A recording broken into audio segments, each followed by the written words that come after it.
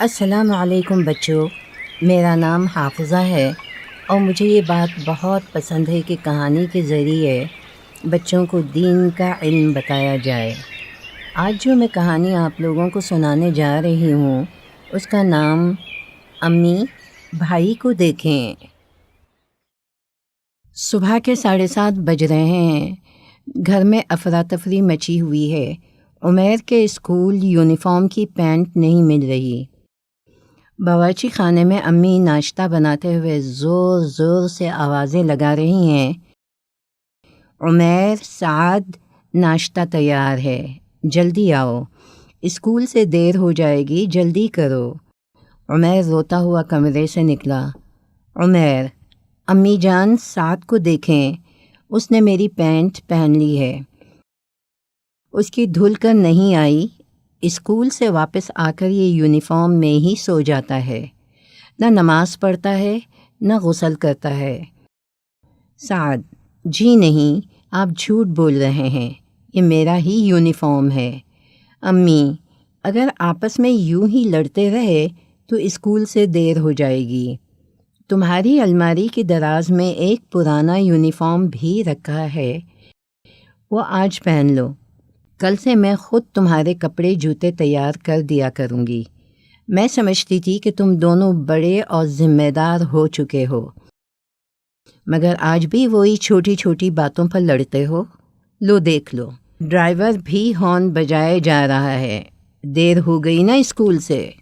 آخر بچے الٹا سیدھا تیار ہوئے بغیر ناشتے کے ہی اسکول چلے گئے۔ امی جان اپنا سر پکڑ کر بیٹھ گئیں۔ یا اللہ، مجھ سے کہاں غلطی ہو رہی ہے؟ ہر کام الٹا ہوتا جاتا ہے، اور یہ بچے آخر کب آپس میں لڑنا بند کریں گے؟ مجھے بھی ہر وقت غصہ آتا رہتا ہے۔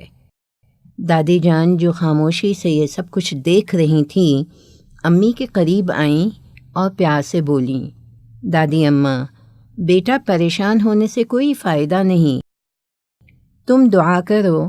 بچے تو درخت کی کچی شاخوں کی طرح ہوتے ہیں، جس طرف چاہو موڑ لو، یعنی جس طرف چاہو ان کی تربیت کر لو۔ اور اگر تم چاہو میں اپنے تجربے سے کچھ مشورے بتا سکتی ہوں، جن پر عمل کر کے مجھے تو بہت فائدہ ہوا تھا جب میرے بچے چھوٹے تھے اور آپس میں بہت لڑتے تھے۔ امی جان، ضرور امی جی، میں تو اب ڈانٹ ڈانٹ کر بھی تھک گئی ہوں، سمجھ نہیں آتا کیا کروں، ہر وقت غصہ آتا رہتا ہے۔ دادی اماں، سب سے پہلے تو عمیر اور سعد کے آنے سے پہلے ایک کاغذ پر اہم کام اور ان کا وقت مقرر کر کے لکھ لو، مثلاً پڑھنے، کھیلنے، سونے اور ٹی وی کا دیکھنے کا وقت مقرر کر دو، اور کوشش کر کے آج دوپہر سے ان پر عمل شروع کرا دو۔ رات کو سونے سے پہلے بستر درست کرنے، یونیفارم تیار کرنے اور جوتے پالش کرنے کی ذمہ داری بچوں پر لگاؤ۔ تھوڑا انعام کا لالچ بھی دو اور اپنا کام خود کرنے کی سنت پر عمل کرنے کا ثواب بھی بتاؤ۔ عمیر اور سعد کو غصے کی حالت میں پڑھنے والی دعا سکھاؤ اور بار بار یاد بھی دلاؤ، کیونکہ ہمارے پیارے نبی صلی اللہ علیہ وسلم نے فرمایا کہ اصل بہادری غصے پر قابو پانا ہے۔ غصے کی حالت میں پانی پینا بھی فائدہ مند ہے۔ غصہ دراصل شیطان کا پسندیدہ کام ہے۔